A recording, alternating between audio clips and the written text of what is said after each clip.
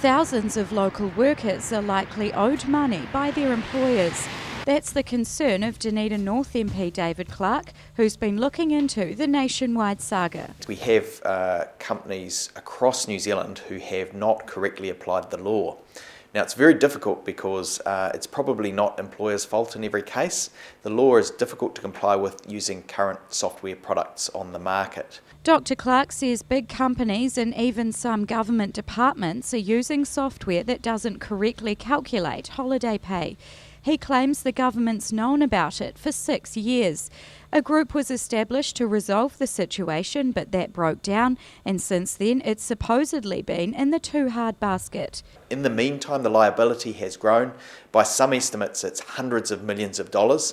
And the crazy thing is that most employees in New Zealand will not even know that they haven't been paid properly because the payroll system tells them they have. Minister of Economic Development Stephen Joyce has described the holiday pay entitlements calculation as fiendishly complex.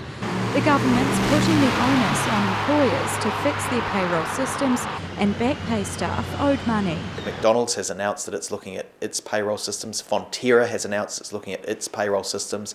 And New Zealand Post already went through to the appeal court to deal with similar issues, and now that is behind them. But other large companies are finding out that they have the same challenges, and it will be across small companies too. The police department's already shelled out about $33 million in back pay, and ironically the government's calculating its own payroll failures. Some workers are believed to have been shortchanged by thousands of dollars. It's mostly people working public holidays, shifts and irregular hours that are affected. The sectors most likely to be affected are the health sector, doctors, nurses and the like who work on public holidays and work irregular hours. And if it turns out that DHBs are affected, for example, this will almost certainly run into the hundreds of millions of dollars.